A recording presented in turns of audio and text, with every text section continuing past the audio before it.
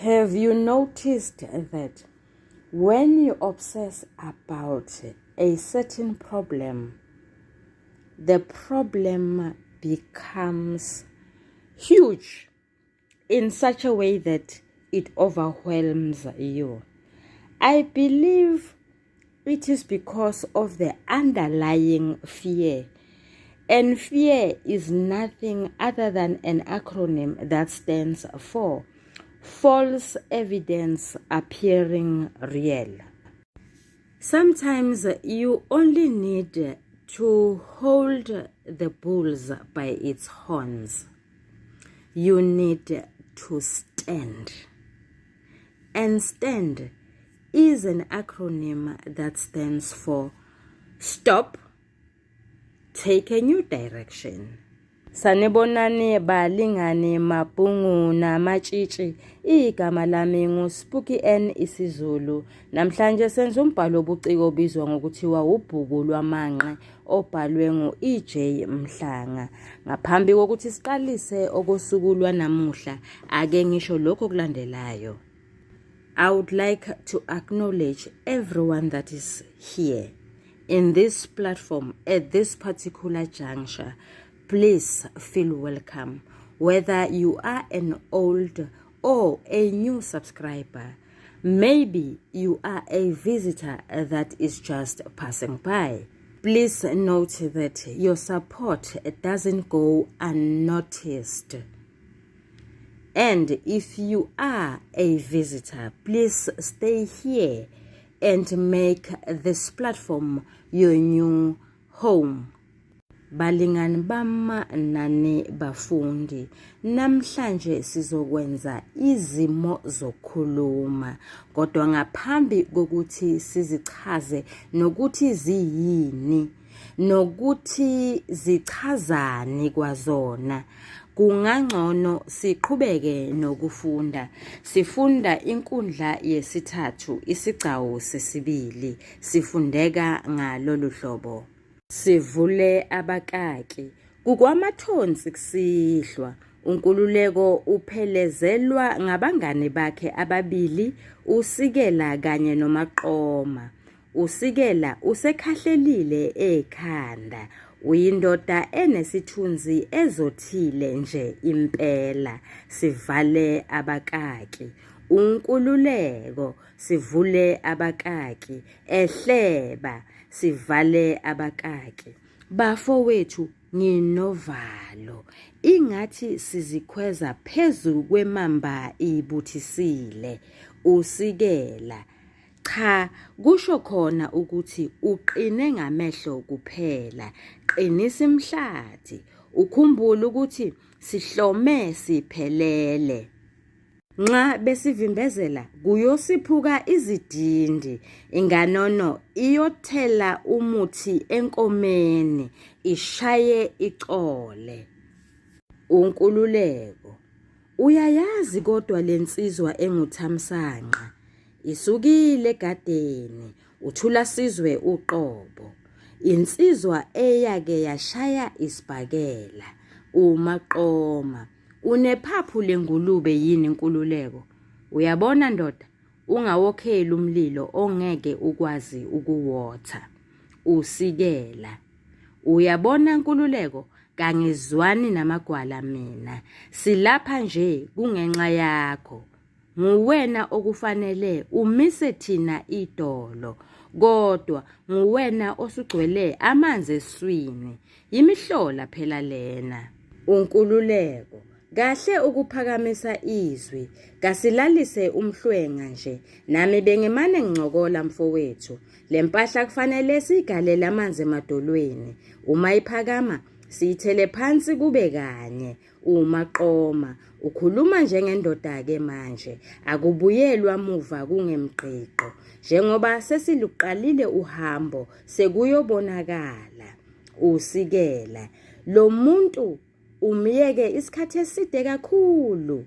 Ngabe kade ngamenyusa, kepha walokhu udidiza njengesalukazi siyohola. Bekuyocima amalambu nakwabomthetho ukuthi wacinywa ngubani. Okwamanje phela sekuyingozana ngoba umlilo wothathe usuluhanguhangu. Unkululeko. Uyabona mfowethu, kufanele lihluzeke ikhanda. Ngiyakwazi futhi lokho. Kungakho kubalulekile ukuncenga igazi. Amaphaphu ake ashaywe ngumoya.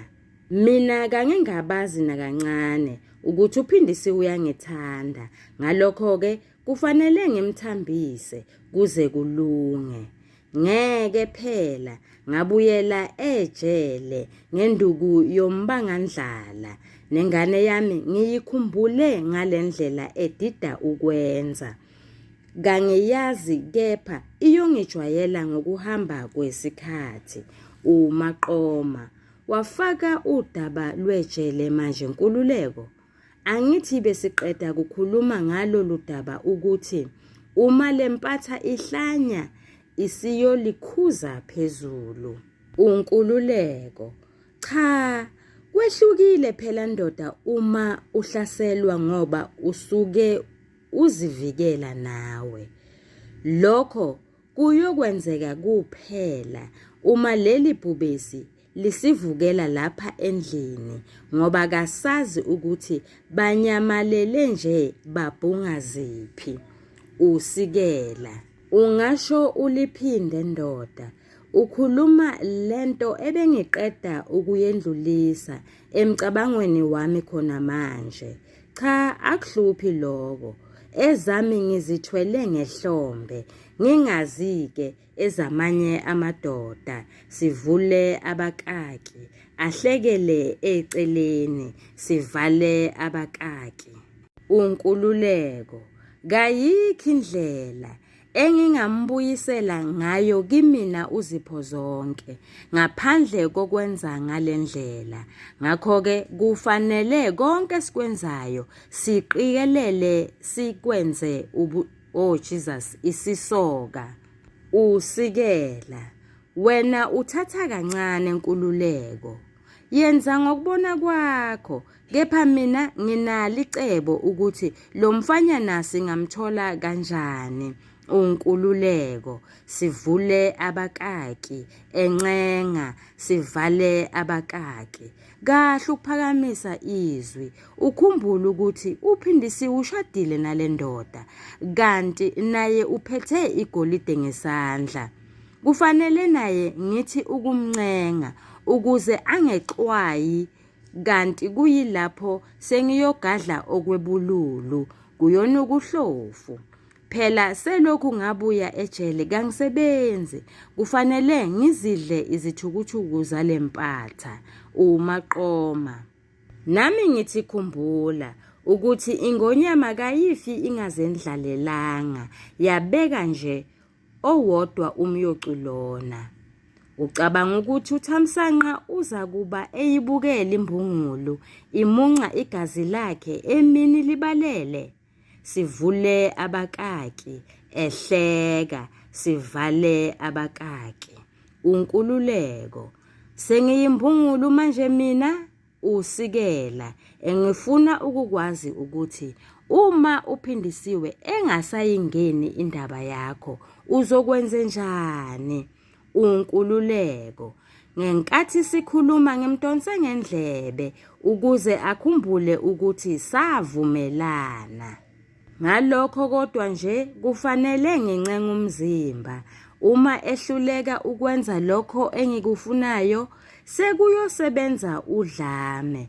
Usikela. Sivule abakaki. Enikina ikhanda. Sivale abakaki. Uyadlala wena. Khumbule phela ukuthi uma umbulala angeke uthole lo mcebo ahlezi phezu kwawo. Unkululeko. Kangidlali njalo. Okubalulekile manje ukulalisa amehlo. Sifeze lokhu esize ngakho. Kuyilapho siyowuza umsinga ukuthi uvunguzela ngakuphi. Ukuphumelela kwami kungukuphumelela kwenu. Usikela. Uyabona Thamsanqa, ungathembisi into ongeke wayigcina, izinto sezikulungele. Ngakwenziwe lo msebenzi kuqala siphumelele. Emuva kwalokho-ke sekungaqala lo mshikashika wokusikelana amanoni ensonyama, umaqoma. Sesilibele ukucevuza izindaba. Sikhohliwe ukuthi sisemzini wendoda, izindonga nazo zinezindlebe. Ukukhuluma into amaqanda engakachamiseli ngeke kusisize ngalutho. Engikushoyo nje Nkululeko ukuthi uma uke wangasifeza isithembiso sakho, nathi siyoba sezinyathelweni zakho. uNkululeko, usuyangisongela zisuka nje, kangiyona indoda engawagcina amazwi ayo. Kade lendlela siyidukuza sisonke, ngeke kwenzeke lokho, usikela. Kungakho ngithi kasibhekane nento eyodwa manje, okulandelayo sesiyokuxoxa emuva kwendaba. uNkululeko, sivule abakaki, ebathulisa, sivale abakaki. Nampo beza, ziqoqe nawe maqoma, wasakaza imlenze ingathi ngumuzi wakho nje. Umaqoma, siphi isitifiketi? uNkululeko, ngisiphethe, sivule abakaki, bathule, sivale abakaki. Siyaphela lapha isigcawu sesibili esitholakala enkundleni yesithathu.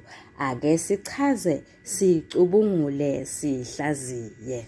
Namhlanje senza lokhu okuthiwa ukudidiyela, which is called integration in English. Integration is when you teach paper 2, as is in our case, but catering for another paper at the same time. So here we are incorporating paper 1 in paper 2.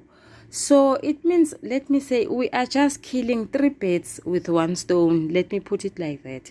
We are teaching paper 2 while we cater for paper 1, while we know that when our candidates and or students or learners are sitting for paper 3, bazobe benolimi olunothile. We all know that I have crafted my own figure of speech, killing 3 birds with 1 stone. Siyazi kuthiwa killing 2 birds with 1 stone. Asiqhubeke. Ziyini izimo zokukhuluma?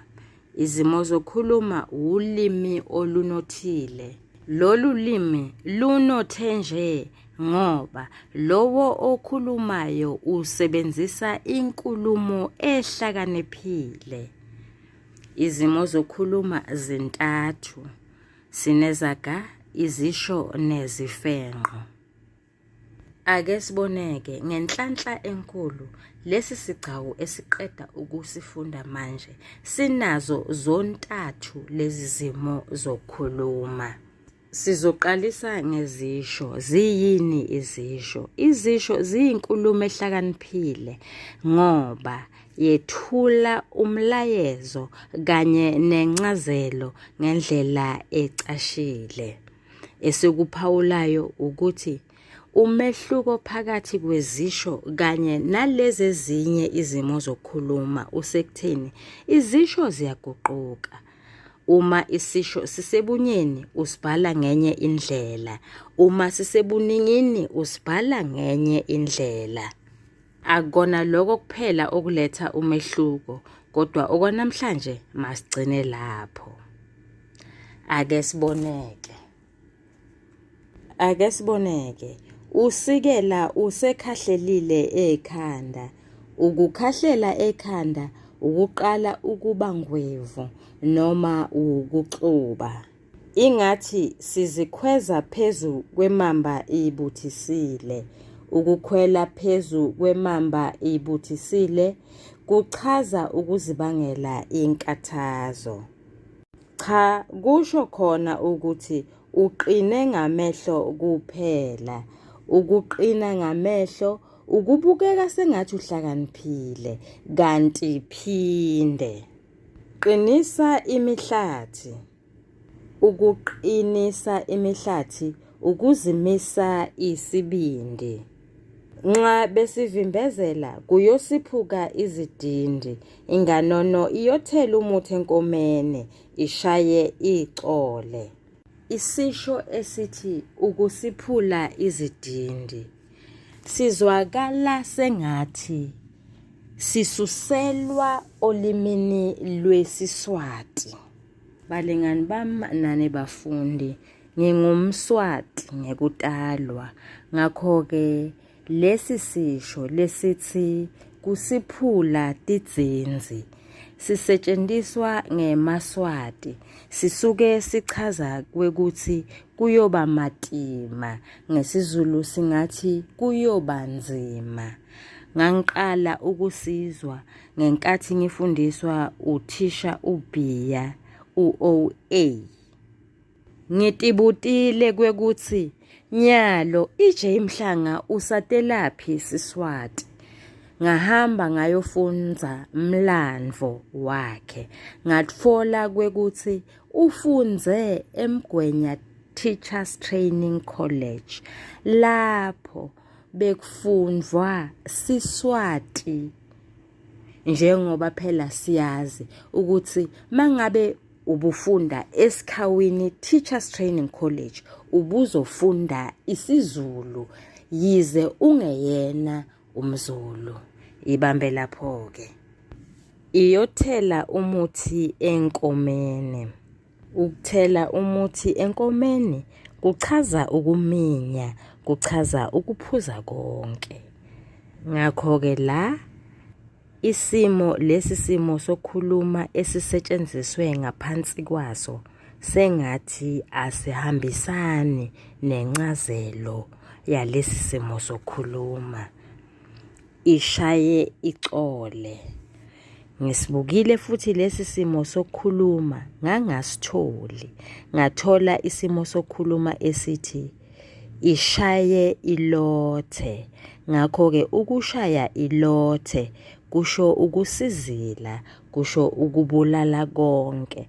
Ngase ngicabangela ukuthi mhlawumbe umbhali ubefuna ukubhala ukuthi ukushaya ilothe. Angazi-ke nami, anginaso futhi isiqiniseko salento engiyishoyo, ngizoyishiya lapho. Isukile egadeni. Ukusuka egadeni kuchaza ukuba mude kakhulu. Unephaphu lengulube. Ukuba nephaphu lengulube kuchaza ukuba ligwala elibi. Nguwena okufanele umise thina idolo, kodwa nguwena osugcwele amanzi esiswini. Isimo sokukhuluma esithi ukumisa umuntu idolo sisuselwa kulesi esithi ukuqinisa idolo, esichaza ukunikeza isibindi. Osugcwele amanzi esiswini. Isimo sokukhuluma esithi ukugcwala amanzi esiswini sichaza ukungenwa uvalo. Kasilalise umhlwenga nje. Ukulalisa umhlwenga kuchaza ukwehla kwegwebu lolaka. Bekuyocima amalambu nakwabomthetho ukuthi wacinywa ngubane. Ukucima amalambu. Lesi simo sokukhuluma sisuselwa kulesi esithi ukucima kwezibane, okuchaza ukuthi kwaphela ukuhlakanipha. Ngeke phela ngibuyele ejele ngenduku yombangandlala. Ukubuya ngenduku yombangandlala kusho ukwahluleka. Wena uthatha kancane inkululeko. Ukuthatha kancane ukwenza kancane. Ukhumbule ukuthi uphindisiwe ushadile nale ndoda kanti naye uphethe igolide ngesandla. Isimo sokukhuluma esithi ukuphatha igolide ngesandla siyi-alushini, sichaza ukuba nemali, sichaza ukuceba. Kufanele naye ngithi ukumncenga ukuze angexwayi, kanti kuyilapho sengiyogadla okwebululu kuyonuka uhlofu. Isimo sokukhuluma esithi kuyonuka uhlofu singachaza ukuthi buyochitheka bugayiwe, kuyokufa kulali namasi. Okubalulekile manje ukulalisa amehlo sifeze lokhu esize ngakho. Isimo sokukhuluma esithi ukulalisa amehlo sichaza ukwenza sengathi awuboni. Ukukhuluma into amaqanda engakachamiseli ngeke kukusize ngalutho. Isimo sokukhuluma esithi ukukhuluma into amaqanda engakachamiseli siyisingisi. NgesiNgisi ngasho ukuthi sifundeka ngalolu hlobo. Counting the chickens before the eggs are hatched. Ngicabanga ukuthi sihunyushwe njengoba sinjalo esiNgisini. Akunankinga-ke lokho. Kodwa sichaza ukuthi usubuka imphumela kanti imizamo yakho isengakabi biphi. Balingani bamnane bafundi, ngokubona kwami ziyaphela lapha-ke izisho. Ake sithatheni isimo sokukhuluma esilandela lapho okuyisaga noma izaga. Siyini isaga? Isaga yinkulumo ehlakaniphile ngoba iqukethe umlayezo noma incazelo ecashile. Isaga asiguquki, kuguquka kuphela amanye amagama asetshenziswe kanye naso emshweni. Okubalulekile ngezaga ukuthi uthisha kufanele afundise ukuthi isaga sisetshenziswa uma kwenzenjani, sisetshenziswa nini, aphinde anikeze incazelo yesaga.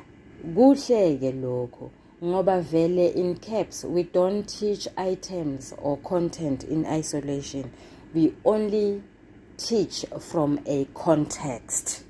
Okuchaza ukuthi angeke ngiqhamuke nezaga ey'nhlanu ngiyibhale ebhodini bese ngithi abafundi abasho ukuthi zichaza ukuthini.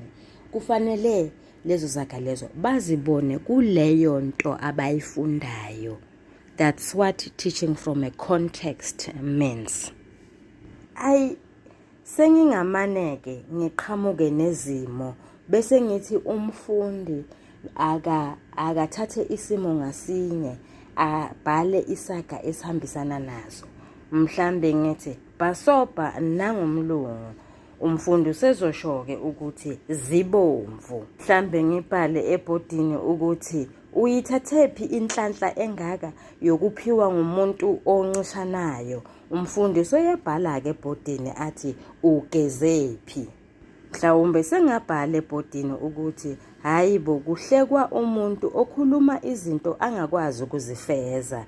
Umfundi useyobhala-ke ebhodini athi ayingangamlomo. Ziningi izaga ezikhona esizulwini.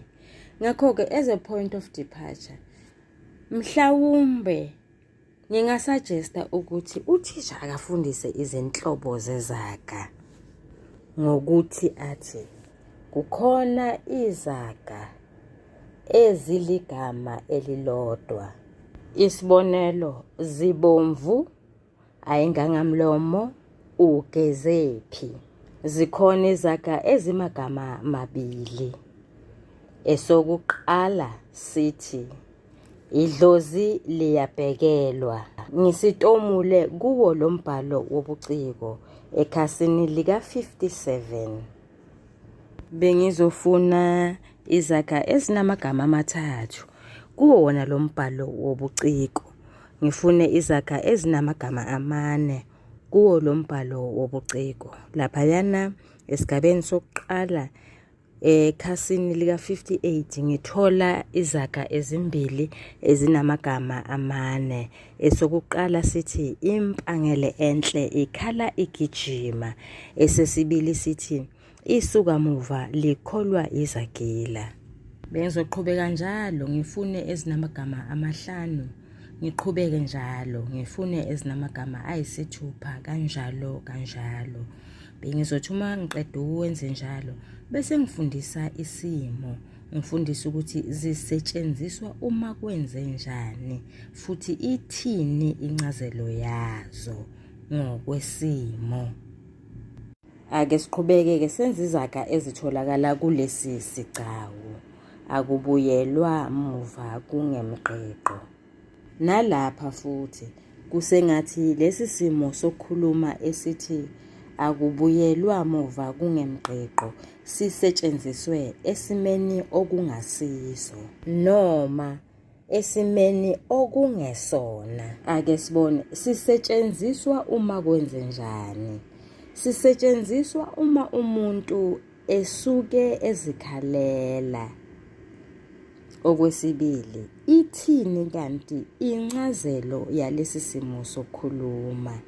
Ithi lowo okhulumayo useyabubona ubuwula bakhe, kodwa-ke alisekho ithuba lokubuyela emuva. Noma singaphinde sithi lowo okhulumayo usegugile, ngakho-ke akakwazi ukuziguqula abuye abe musha futhi. Ukuphindela emuva kancane mfundi, uyabona yini ukuthi lesi saga sinamagama amathathu? Ake ngiphinde futhi, akubuyelwa muva kungemqeqo. Ngebhadi lethu isona sodwa isaga esikhona kulesi sigcawu. Sizothatha isimo sokukhuluma sesithathu esibizwa ngokuthiwa izifenqo. Ziyini izifenqo? Izifenqo inkulumo ehlakaniphile ngoba inomlayezo kumbe incazelo ecashile. Kunezinhlobo zezifenqo. Esokuqala isifaniso. Isifaniso usukuqhathanisa izinto ezimbili ezingefani ngokusetshenziswa kwezakhi zesifaniso onjenga, njenge, okwe, njalo.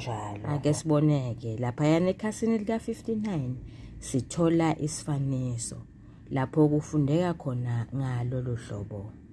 Ngabe kade ngamenyusa, kepha walokhu udidiza njengesalukazi siyohola. Kuyabonakala-ke laphayana ukuthi usikela ubekhuluma noNkululeko. Uthi uNkululeko udidiza njengesalukazi siyohola. Siphinde sithole isingathekiso.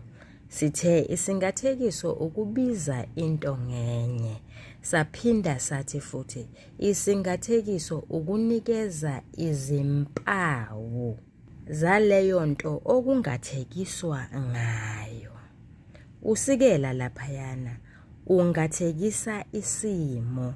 Uthi isimo singumlilo wothathe oseluhanguhangu.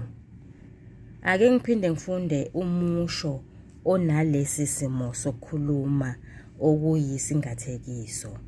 Ufundeka ngalolu hlobo okwamanje phela sekuyingozana ngoba umlilo wothathe usuluhlanguhlangu. Can you believe it? Khona ngibona manje ukuthi la kubhalwe ukuthi usuluhlanguhlangu. Mina sonke lesikhathi ngazi ukuthi usuluhanguhangu. Please forgive me. Ake siboneke. La kungathekiswa isimo. Isimo kuthiwa singumlilo wothathe. Lo mlilo lowo usuluhlanguhlangu, usuluhanguhangu. Lesi singathekiso sithathwe kupho kokuqala. Sithathwe kuzibongo zengonyama uShaka. Yayingathekiswa ngomlilo. Kungani? Ngoba umlilo ushisa yonke into. Umlilo ngumashaya bhuqe. Asiphume lapho. Kungani isimo singathekiswa manje ngomlilo? Ngoba lesimo lesi abakusona osikela simazonzo. One mistake basejele. Siphinde futhi sithole isingathekiso kulo musho ofundeka ngalolu hlobo.